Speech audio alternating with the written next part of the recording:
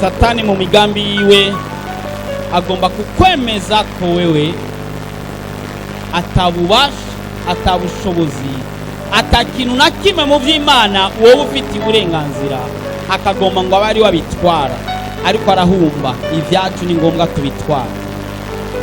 No, nuravyumva arahumba ibyacu ni ngombwa tubishike, avyanke avyemere ni ngombwa tubishike kuko tubifitiye uburenganzira. Amen.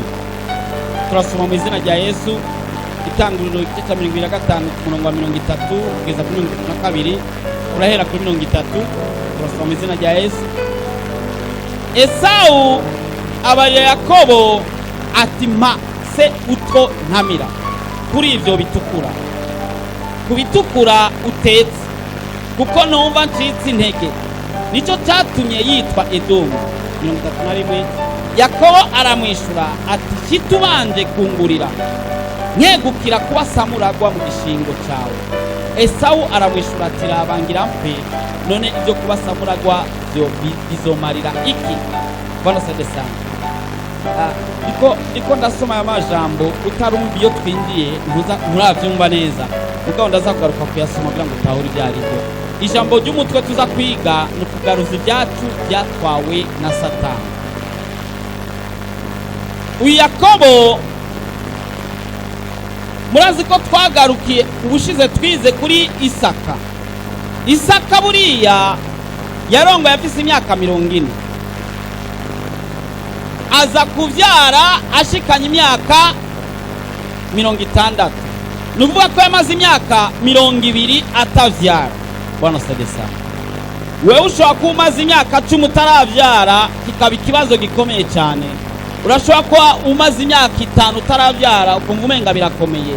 Ariko Isaka yahavuye aca mu igeragezwa se Aburahamu yaciyemo.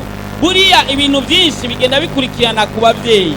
Isaka aza kuvyara ashikanye imyaka 20, amaze imyaka 20 yubatse. Yari yubakanye n'umukobwa yitwa Rebeka. Bwana Yesu asifiwe. Rebeka rero aza kusama inda, maze haheze iminsi aza yumva mu nda biko birakorogana. Bwana sadesa. Abamama barabizi, hari ginda byanga, mugabo we ntibyari bimeze nk'abijya mwe mumva, yumva umenga ni ngumu ziko zikubitirwa mu nda. Atagira amafungo asaba Imana ati Imana ibi byo nibigiko numva mu nda byanse. Nibwo bwari ubwa mbere atwaye inda, ntiyarazibiba. Aza Imana imubwira ngo mu nda yawe ngo hari amoko abiri, ngo kandi bariko baragwana. Imagine abantu batangiye kugwanira mu nda, ati bariko baragwana kandi bukuru azoshumbira butoyi. Arabyicara haheze iminsi, hagera umunsi wo kuvyara. Rebeka aza kuvyara, agiye kuvyara problem, avyara abana babiri b'amahasa. Yakobo afashe ukuguru Esau. Imagine uvya abana babiri bagwaniye mu nda bacomotse, umwe yafashe ukuguru kuko bariko barakubitana n'umuzi kumakomeye. Amundi abonye ati arantanza, aracomotse akamufata ukuguru. Yakobo afata ukuguru Esau, babaravutse mugabo umwe yafashe undi ukuguru. Biratera amakenga. Bamaze gukura, umwe Yakobo aza kuba umuntu wo muhira akunda gukora udukorwa two. Esau aza kuba umuntu ahiga ibikoko. Mugabo Yakobo aza kuba umuntu atungwa n'ivyo muhira, akurikirana udukorwa. Urabona nk'abamama bo bataronse umuntu abafasha koza udusahani bya kera, urabyumva nawe nta utaravyara umukobwa urabyumva ko abo bahungu nibo baca bakora. Yakobo niwe yari butoyi, niyo ateza kugumana udukorwa two muhira. Mugabo Esau yama aja kuhiga. Mugabo kandi bica biturana nuko se ariwe Isaka yarakunda kumwikura. Umunsi urizina, igihe nkuko byahora kuva na kera yamagenda guhiga bisanzwe, uwo munsi ava guhiga ashonje cyane. Amaze gusonza cyane, ntiyamenye ya majambo twize ngaha yuko ururimi rurema, kandi ubugingo n'ububasha biri mu rurimi rw'umuntu. buriya muri amajambo uvuga harimo ububasha n'ubushobozi bwo guhindura kazoza kawe. Yakobo kubera ndibaza ni kubera yirigwana na ba mama wiwe na papa wiwe, wenda baramwigisha ububasha buri mu rurimi. Mugabo Esau yirigwa hiyo mu ishamba, yirigwana n'ibikoko, kumbura yagenda afise imbwa ija kumufasha guhiga, yagenda akita ku bikoko, ishamba ryari rikiriho, ntiyashobora kuronka uwo batera inkuru cyangwa mwigishe amajambo akomakoma yafise ububasha. Ariko Yakobo yagumanye n'abavyeyi, arumva amajambo afise ububasha, aramenya ko mu ijambo ikintu cyose gishobora guhinduka. Isaka nako Esau atashe yashonje, inzara imugeza ahantu, acasanga mutonya wiwe butoyi ariwe Yakobo yatetse ibiharage ngo byaratukura. Sinzi ibirungo byo muri ico gihe bashiramwo, mugabo ibyo birungo byatuma bitukura. Umuhungu aravuga ati karabaje, ngira mpfe n'inzara kandi mutonya wanje yahishi. Ni aya majambo rero dusuremo dusomere Itanguriro 25:30 kugeza kuri 30. Aca Esau abarira Yakobo ati mpase utwo ntamira kuri ibyo bitukura, kubitukura utetse, kuko numva ncitse intege. Nico cyatumye yitwa Edomu 31. Yakobo aramwishura ati shitubanje kungurira, nyegukira kuba samuragwa mu gishingo cyawe. Esau aramwishura ati rabangira mpfe, none ibyo kuba samuragwa bizomarira. Bwana sadesa, urumva ingene yakinishije ijambo. Yakobo yaratahuye ububasha buri mu ijambo, avuga ati uduharaga ndagu, mugabo ungurire wemere jenche mba samuragwa. Kuragwa murabyumva, samuragwa héritier. Yesu ashimwe. Esau avuga ati ngira mpfe, uko bimeze kose ntawahiga iminsi, bahiga ku munsi umwe, sibyo? None agomba kuba yagiye mu gatondo agahiga, kumbure nubwo yoba yaje saa 12, none wopfa n'inzara y'umunsi umwe. Nimba atari nkunda kujya, yari gupfa n'inzara y'umunsi umwe. Kugurisha kuba samuragwa w'amasezerano yavuye kuri Aburahamu, kuko hajya amasezerano ntabwo yategerezwa gushikira bose, yategerezwa kugenda kurikirana umwe mu muryango. Aburahamu yari yabyaye Ishimayeli, abyara kandi na Isaka, mugabo amasezerano abandanya kuri Isaka. Isaka abyara Esau na Yakobo, amasezerano yakagombye gutwara umwe muri abo. Mugabo rero Esau asamara kuba samuragwa, avuga ati none ko ngira mpfe, kandi koko yagira mpfe. Oya, kandi nicemeza ko atagira mpfe, yaravuye guhiga. Yari gutuma cyane imbabura nimba zari ziriho, cyangwa agacana ibyo yocana, agafata mu byo yahize akabarokeje, akabararindiriye ko bisha ibindi. Wongo kweli. Mugabo afata kuba samuragwa nk'ikintu kibayabaye, nk'ikintu gisanzwe, nk'ikintu ca burebure. Apfa kuvuga ibyo avuga ngo none ngo ko ngira mpfe, ngo kuba samuragwa ngo bizomarira iki, kandi atagira. Yakobo nawe afatiraho nyene, kuko yarazi ko mwene wabo cyangwa mukuru we akunda kurya, ngo nkunda kurya.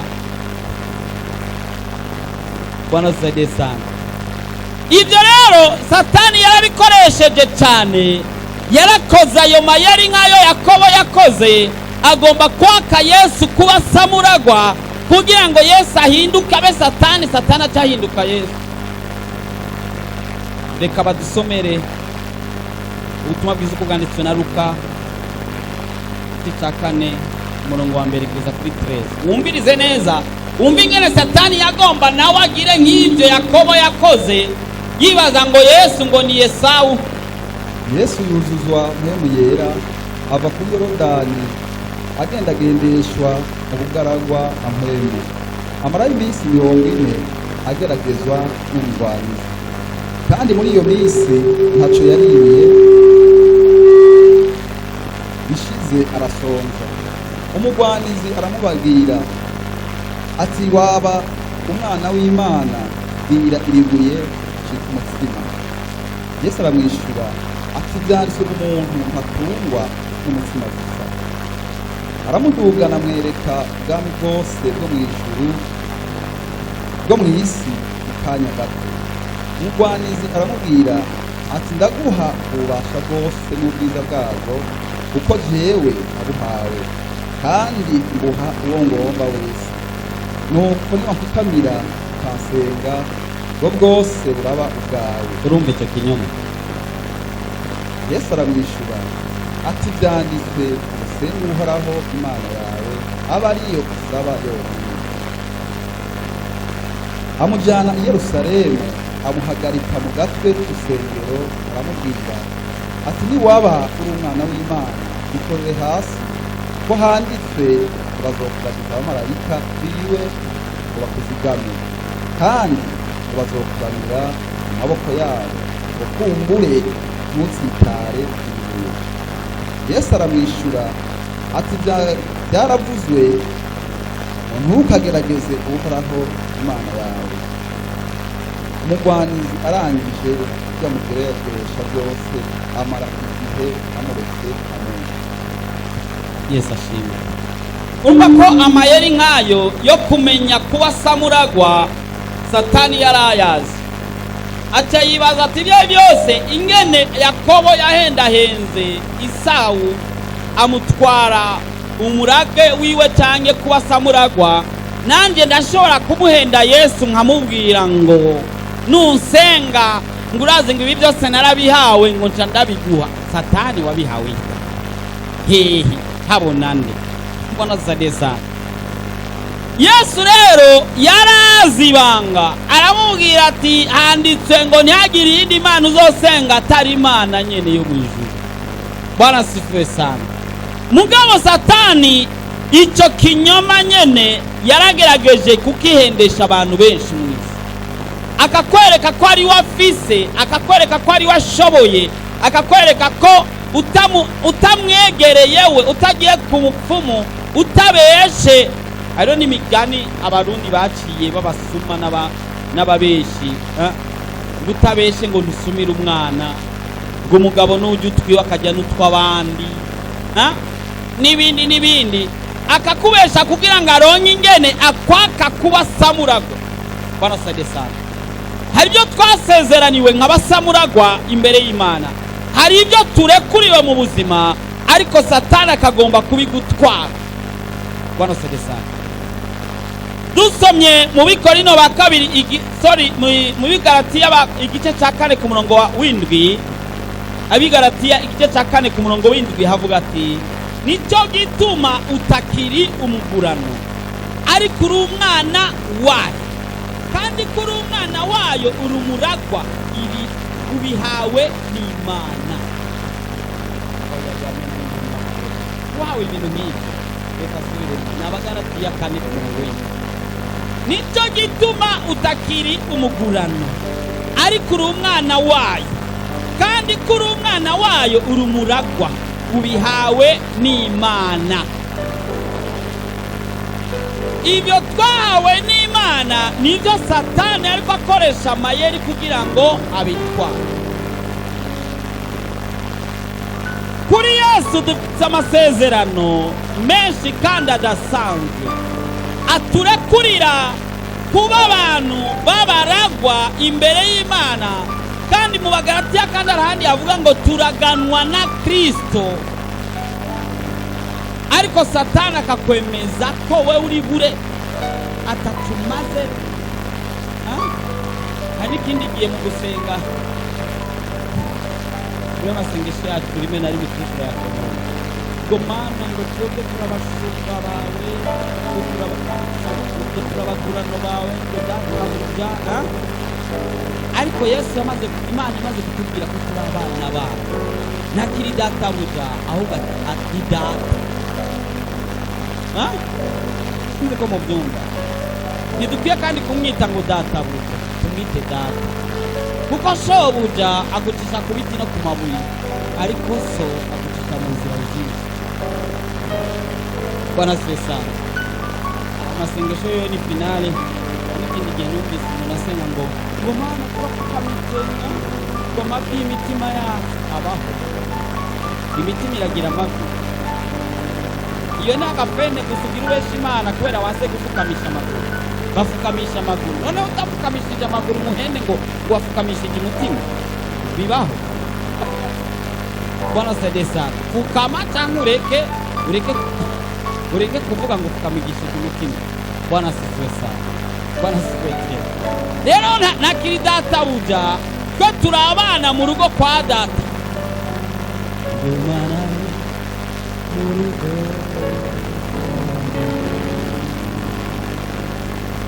Ineza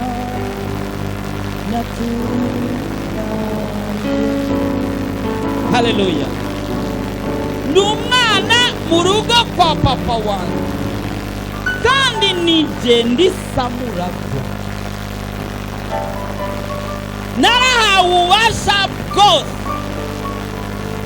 bwo gukandagira sikoropiyo n'inzoka. Ibuka amajambo Imana yabwiye Adamu na Eva igihe bakora icyaha. Yarababwiye ibihano bazoba bafise. Mugabo ibabwira ati mu rubyaro rwawe urubyaro rwawe ruzohonyora inzoka. Ugize urinze uhonyora ikintu nuko uba ugifiteho ububasha. Kandi iyo nzoka Imana yavuga yari Satani, kuko Satani yari yaciye mu nzoka. Hari igihe ugomba gukurikiza iryo jambo ukagomba ngo inzoka ngo iguteye mu ugende kwihonyoza igitsinsi. Fatima ni kuri Bwana sadesa. Haji Imana yavuga kuri Satani ko tuzomuhonyora kurubyaro abazovuka kuri Eva bafise ububasha hejuru ya Satani kumuhonyora tukamushira munsi y'ikirenge cyacu. Ariko icyo afise amayeri akubwira ngo we ntacyo ushoboye iyumvire urisamurago. Ni nk'umwana mu rugo akarushwa ububasha n'ubukozi. Hari abakozi bazi kwihambaza. Uri umwana wo mu rugo. Je narigeze kwiga ahantu ku ishure muri recreation baza tubona abakozi bazanye amata bazanira abana. Niba umuma yarukanye amata umukozi wabishira umwana muri recreation amunyweshe hama agasubirana. Mugabo twaza tubabona abakozi akagenda akabanza akikinga inyuma y'ikibambazi akagutubi neza kotomera imisigazwa akabayaza guha umwana. Bwana tsedesa. Hari abakozi bameze uko. Sibiza abakozi bose hari n'abandi bameze neza sivyo none. Nukuvuga nk'umwana mu rugo akaba atarekuriwe kunywa amata, umukozi akaba ari wayanywa. Ugasanga Satani yaragufashe ukananirwa ukaba utarekuriwe kunywa amata mu rugo iwawe, Satani akaba ari wayinyweye. Uzi kuba watewe n'abadayimoni ukacuja kutabaza umupfumu akongeramo ayandi madayimoni yari 10 akongeramo ayandi 100 akaba sangizi kugira ngo ya yandi 100 abara arakalma canke araturuza ya yandi atibara kugira yaduhaye akanoti bamurika buka. Mugabo munsi urizina bizogumukira riba byose bya bindi sangizi uzogira ibyago. Pole sana. Satani yarakwimye umunezero. Upfa kubura akantu gatonya ukatuka umujinyitsi umunsi wose bakwibye canke bagututse canke bitagenze nk'uko wagomba. Utuka umujinyitsi umunsi wose no mu kazi no muhira akana kavuze ni kofi. Mu gatatu primaire twari tubigisha kwita n'umugabo wiwe. Twabimenyera ko ashitse kwishuri adukubita ataco tugira. Yahera ku murongo agakubita twashatse ati nawe yarayakubise. kuko yaba mu ikartiye abana baca bayivuga ko umugabo yamukubise muri iri joro muragira ingora. Imagine abana muri Brazil arakubitwa ugasanga Satani yakwimye umunezero wakubiswe n'umugabo nawe ukacukubita utwara wagize unyana urupango yagukubaguye mu kugusaba amahera yiwe nawe washika kukazi abutegeye kugacuba kubagura. Satani aba yakwimye umunezero wawe. Bwana sifiwe. Hari ikindi gihe wumva umenga ntacyo ushoboye ntacyo umaze uri bure turi ni igiki kitagira icyo kimaze, ikintu cyabure kitagira icyo kimaze, ariko dufite valeur agaciro kadasanzwe mu maso y'Imana. Ikindi gihe ariko ndiyumvira igikorwa Yesu yakoze ku musaraba. Ndiyumvira uri Imana nyamana, nta nubwo uri marayika, uri Imana, ni wowe waremye abantu, mugabo ukemera ukaza bakagukubita ba bantu waremye kugira ngo ukuremo cya kintu cyotumye abana b'abantu bagira ibyago, kugira ngo abana b'abantu bagire umwidegemvyo n'amahoro n'umunezero no kugirirwa neza. Ndazi ko wewe iyo uba marayika honyine wari kubyemera. Tureke marayika wowe yibera mu kigobe bacakubwira ati rero hari abantu batarakizwa baba kumubone, kugira ngo bakumve niwoza ufise prado kuja kubabwira ubutumwa bwiza ngo bavyemere, bisaba kubanza kuba nkabo, ugahenda umara imyaka 3 kumubona uhabe kugira ngo hakize peni wovyemere. Tukakwipigisha ngako umuntu warashaka kuvuga ego mugabo kijya kiri mu mutima, vugira mu mutima ntumbwire,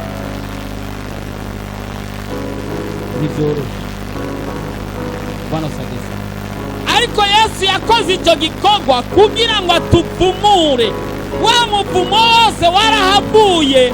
Nicyo gituma dushoboye kuririmba tugatamba, nicyo gituma dushoboye kwiginagira imbere y'Imana, tukumva turyohewe dufise ibyera imbere y'Imana yacu.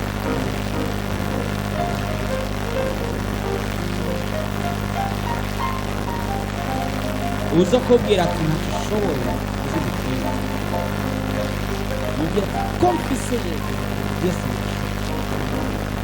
Kandi wibuke ko ijambo ry'Imana rivuga ngo byose bishobokera uwizeye.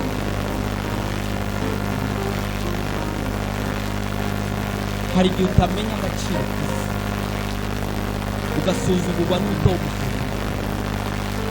Uzi gusaba rifti ufise amafaranga 100 mu mufuko, ukahagarara hajya kuri Gardinoro hajya mu kigobe kubera werekana uri kuramanuka hagiye ko hehe kuri park kumugira ngo ufite 100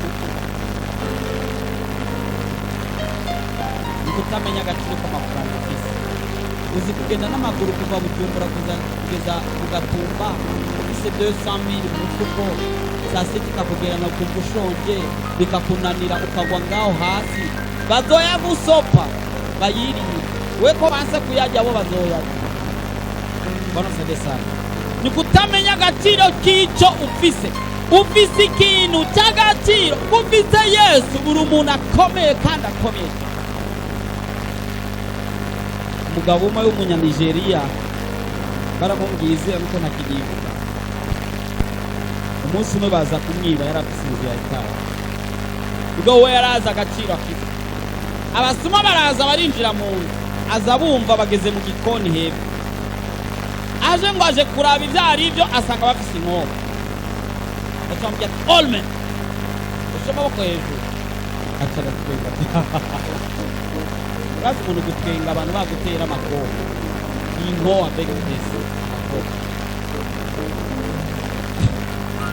atara twenga. Twari twadukoho mu nzanye utongo mongangi utwo ingenge nenzane gwanje muraba taraduga muri etage agiye kuzana bibiri yamanutse asanga bahunze.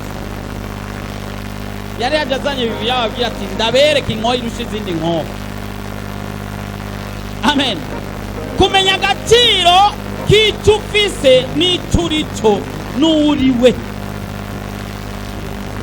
Buriya duhagurutse, umuntu umwe yatubwiye ari muri Tanzania, Obama yaraje muri Tanzania, Dar es Salaam. Umutekano w'ahari watwaye amamiliyari umutekano w'umuntu umwe yitwa Obama Barack. Telefone baca ibyo nibaza murabizi, baca bakata amatelefone igisagara cyose cyangwa igihugu cyose telefone zirengana, ikibuga cy'indege kitagihagarikwa, nta yindi ndege isubira gukoroka imbere y'umunsi cyangwa iminsi ngahe, imiduga yose ba alerte, nta muntu n'umwe arengana akarere k'ibirometero n'ibirometero umuntu umwe. Uyo n'umuntu agiriwe umutekano n'abana b'abantu.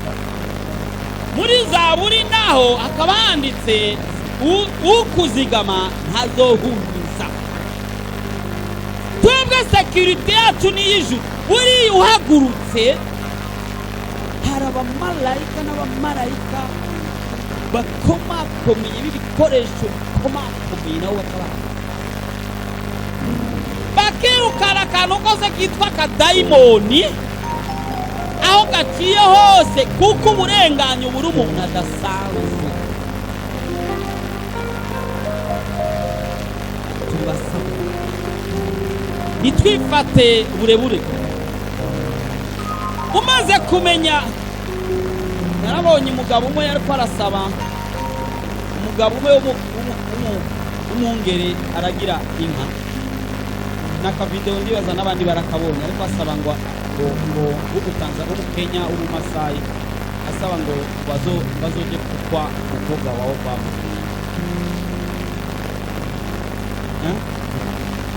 Iyumvira umukobwa wa Obama, uyo n'umukobwa w'umwana w'umuntu, amaze kumenya ko ari umwana wa naka, sinibaza ko apfa yambara, sinibaza ko apfa kwambara uduhuzu twerekana intege ziwe. Umukobwa amaze kumenya ko ari umukobwa wa Yesu, sinibaza ko apfa uko yambara, sinibaza ko apfa kwambara impuzu twerekana. Umukobwa wa Obama amaze kumenya ko ari umukobwa w'umunyacyubahiro, ndizera ko adapfa uko yambaye, adashobora gupfa kwambara uduhuzu tugera ngaha twerekana intege. Umukobwa wa Yesu amaze kumenya gusa ko ari umukobwa wa Yesu, ndizera ko adapfa uduhuzu yambaye, adashobora kwambara impuzu ziberekana mu ntege. Umukobwa wa Obama ntashobora gupfa kwambara impuzu imwerekana. Urazi ko hari abandi usanga yambara impuzu garukira ngaha, aho ndizera ko umukobwa wa Obama akomeye.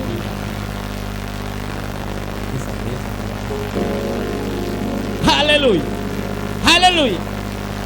Umaze kumenya ko uri umuntu w'agaciro, ntushobora gupfa aho ugiye. Zaburi 1 ku murongo wa mbere havuga, hahirwa umuntu atagendera mu nama z'ababi, aticarana n'abacokora. Si ahantu hariho hose uba urakuriwe guhonyora, kuko ntabwo uri usanzwe. Si abantu abo ari bo bose uba urakuriwe kuganira nabo, kuko ntabwo uri umuntu asanzwe. Si abantu abo ari bo bose uba urakuriwe gusangira nabo, kuko uri umuntu adasanzwe. Si abantu abo ari bo bose mushobora kwambarana impuzu, kuko uri umuntu adasanzwe. Satani rero ku ruyeri rwiwe akwereka ngo umeze nk'abandi. Ntuzubyemere, ntabwo umeze nk'abandi. Urashobora kurara inzara nk'abo nk'uko barara inzara, ariko ntabwo tumeze nk'abo. Urashobora kuronka esheke ku ishuri nk'uko baronka esheke, mugabo ntabwo tumeze nk'abo. Ushobora kugwarira mu bitaro bagwariramo, mugabo ntabwo tumeze. Imana rero yaduhaye kuba abasamuragwa. Amen. Kandi twabiherejwe muri Yesu Kristo, kuko niwe ashoboye byose. Haleluya. Hari ibyo wanyaze, kandi bitandukanye. Ushobora kuba wanyazwe amahoro, ushobora kuba wanyazwe umunezero, ushobora kuba wanyazwe umutekano, ushobora kuba wanyazwe urukundo. Nugikunda hari abantu batagikunda, sibyo? None ugasanga umugore ariko avuga abwira umugabo ngo reka shaka umugabo n'umwana wawe, cyangwa umugabo abwira umugore ngo reka shaka umugore n'umwana wawe. Nugikunda n'akana upfaho ugatabikubita mu maso cyane mu mutwe irakasha. Nta rukundo gifitiye ababyeyi bawe, nta rukundo gifitiye abana bawe, nta n'urukundo gifitiye n'abo muvukana cyangwa uwo mwubakanye. Hari ikintu wabuze muri wewe, tugomba gukomoza ibyo byose. Maisha ambayo naishi si maisha yako, naishi maisha ya mtu mwingine ambaye si wewe. Ubaye ubuzima bw'undi muntu atari wowe, wowe ntabwo wakagombye kuba ubaho ubwo buzima. Hari amasezerano dufise Imana yatubwiye ngo izotugira imitwe ntabwo izotugira imirizo. Sasa kwa nini mahali ulipo uri inyuma muri byose inyuma? Mu kazi uri inyuma, sinzi mu biki uri inyuma, mu byashara ni wowe unguka ya nyuma, sinzi ibintu byose bya nyuma. Kwa nini? Kandi turi basamuragwa, haiwezekani. Lazima tugarukane ijatu, ni ngombwa tugarukane ijatu. Hari genda bitegereza nkagomba kurira Mose. Uzibanga Satani yarafise mu ijuru byari byo kugira louange na adoration. Yarabikweza arabinunuza mu bantu. Louange na adoration iraguheramwo ku buryo turi muri louange na adoration ushobora no kusanga wiyicariye cyangwa uri kurasamara uvuga ati bya mubere bya mukobwa yashonesheje ari haje imbere hajya nakwape yagize kujya mushatsi we baka yoba yawugishije kurangaye nandi ndenda mubatse ukaguma muri ibyo abandi bariko barinjira mu mwe mubinjira. Satani yarakunyaze, yaranunuje utwarimwo twose no kututubiza kwa mwemu kugaragara muri wewe mu gihe uri kuragira louange na adoration. Y'amasengesho y'isaha imwe na Yesu, une heure avec Jésus, murazi ko tuyatangura saa moya na nusu kugeza saa mbiri na nusu. Satani arakwemeza kutegerezwa gucegwa, ariko yaza umuntu akakubwira ati muntu w'Imana ndagusabye dimanche uzonshimwe ko saa moya na nusu nizigutange nakumanda rwose million ya kado y'ingene wabaye wa mbere wocegwa.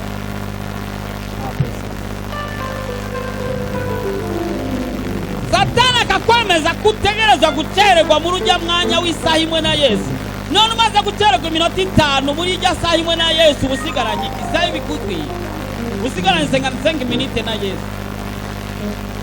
Baratsagesa abandi bari muri 60 minutes na Yesu, une heure avec Jésus, wewe uri muri 55 minutes cyangwa sanga uri muri 50. Arabana baza muri beni bakasanga tumaze kugara banashaka. Baratsagesa Satani yarakwije n'uwabimenye, yarakwije kuba héritier, kuba samuragwa.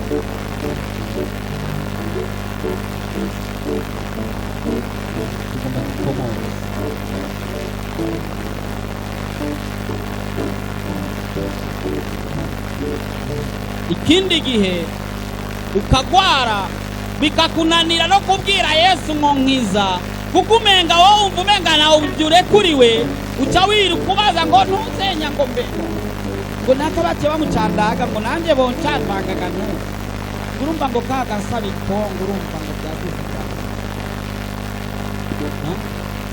hariyo dosiye yabaye ku kazi cyangwa muri business zawe, ukiruka ugashusha umutwe banze upfukame uvugana n'Imana ikubwira. Mbega uzovugana n'Imana ryari n'igihe utaraba intime n'Imana ngo winjire sawa sawa? Atari bya bindi byo kuririmba ngo winjire wonka.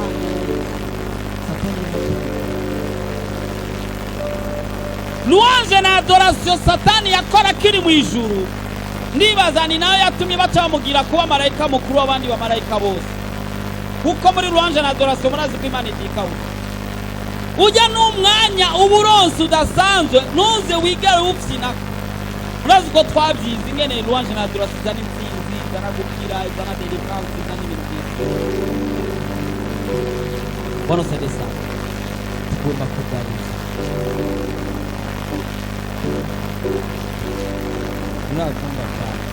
dutegerezwa kugaruza ibyacu byanyazwe na Satani. Satani yaragutwaye akayombekere nta nubwo igisenga nk'uko rusenga, nta nubwo ukiririmba uko ruririmba, nta nuko winjira mu mwene uko umwemu uko ategerezwa kwinjira mu mwemu. Satani yarakwigiza wirirwa marigara y'abandi bagore ataco bamaze, wirirwa masinema y'abatanzania kandi abanigeria yigisha gusa ibintu by'inzangano, wirirwa mu bintu ataco bimaze marigara y'abandi bagabo bari muri politike gusa nabi bakumwanya isabine na Yesu. Haleluya. Ndagomba ko tugaruza ibyacu. Yesu ageze ku musaraba yavuze ati birarangiye ibyo gucungura abana b'abantu. Ubundi bwo ntabwo twari turekuriwe kugwana,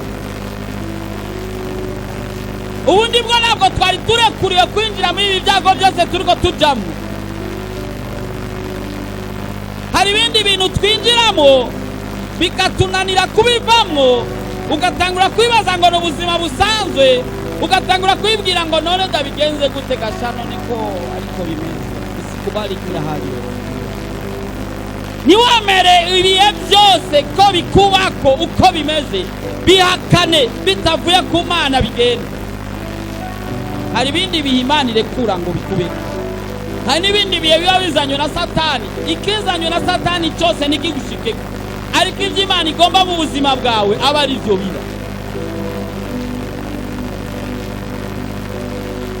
Hari igihe usenga amasengesho ngo usenze nka Yesu, igihe Yesu yavuga ngo ubugombe bwawe Mana nibwe nk'uko ngomba ariko bibe nk'uko ugomba. Yesu yavuye mu ijuru azi imisi imuzanye, yarafite programme ipanze neza, hazotangura ikiyakurikira. Wowe nawe bikakunanira gusenga gusaba Imana icure kuri we, ugatangura kujyamo uvuga ngo ubugombe bwawe bube kasisi, ubugombe bwawe bube. Wowe urazi ibyo Imana igomba muri uwo mwanya. Saba nicyo gituma bavuze ngo musabe muzohabwa, murondere muzoronka, muramutse muzokugurira. Hari ibyawe bibitswe ahantu, hari stoke y'ibyawe utarakomoza ngo bikuzeko kandi ari ibyawe. Turabirekuriwe. Haleluya, haleluya, haleluya, haleluya. Uziko dufise ububasha no kubuza. Hari igihe ukoreshwa n'umukoresha mubi ameze nabi, urashobora kumukura ngo nimupfe kuza murabakura, ngo urashobora kumukura. Abwira Yesu gusa, Mana uyu mukoresha urabona ibyo yankoreye ibi n'ibi n'ibi, urabona ko ariko ariba, urabona ko ariko aragira gutyo, urabona ko agomba kunyinjiza mu ngorane, kubw'ibyo ndamusezereye. No, umaze kumenya uri we, nubibwira uwo ari we n'ubushobozi afise, uravuga ijambo. Haleluya, haleluya. Umupangayi mupanze hamwe ashobora kugusumbuwa akakugora, sinzi ko birashika, akakugora. Cyo umuntu yambwiye ati jena rimbise umuntu twari tubana, ati yahengera asohotse meje kwisiga kwambara n'agasohoka, akaba yipanze n'ibase yuzuyemo amazi yamesuyemo ibyahi by'umwana, atagahengera asohotse mu nzu yanje akatabinkubita mu maso.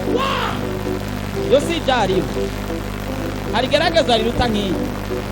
Nzi ngo ntuzi kuvuga, nzi ngo ntuzi gufatana ku mashati. Aho niho hamenyekanira umukristo wa vrai. Bwana saidie sana. Nk'uyu uramwimuza ukavuga ati Mana singikene kubana n'uyu muntu, niyimuke mu izina rya Yesu. Ejo uzoza wumva ngo ngo ndagiye ngo mwe muraroga ngo nakararoga ngo rumva ngo ndimutse kugira ngo ntazandoge. Yesu yakwirukanye. Bwana asifiwe sana. Bwana asifiwe tena. Ikintu cyose nta kidashoboka imbere y'Imana, tubifitiye uburenganzira. Dukomoze rero bya bintu byacu bitugarukeko kugira dusenge. Hari ibyo watakaje, ngomba ko tubibwira Yesu kugira ngo bigaruke. Turagaruje mu izina rya Yesu Kristo, kubw'amaraso yawe Yesu yazezetse ku musaraba kugira ngo turonke gukira. Turagaruje sante, amagara meza ku bana bawe Mana, mu izina rya Yesu. Amahoro mu ngo, umunezero mu ngo, kugirirwa neza kw'abana bawe Mana. Mana turagomba ubuzi bufatika mu izina rya Yesu. Bizinesi zifatika mu izina rya Yesu. Ikintu cyose gifatika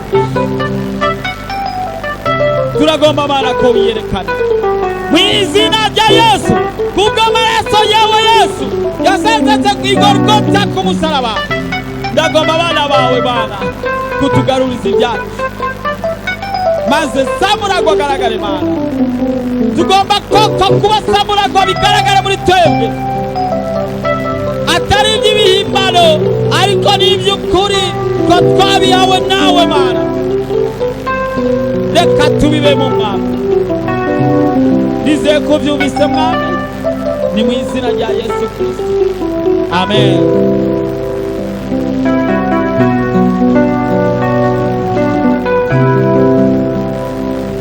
Hallelujah. Ngati ndisamuragwa, ndisamuragwa, ndisamuragwa, ndisamuragwa. Hallelujah. Ni wikomera amashi wenyine. Amen, amen. Hallelujah. Hallelujah. Hallelujah. Nta kizosura kandi kugupanga. Amen. Ikizozana amanyangu kibwira ati uranzi jewe ndisamuragwa, ndabire kuri we, ndafise ububasha bwo gutegeka, ndisamuragwa. Hallelujah. Hallelujah. Apana kuzutinyishwa n'utuntu twaburebure twose.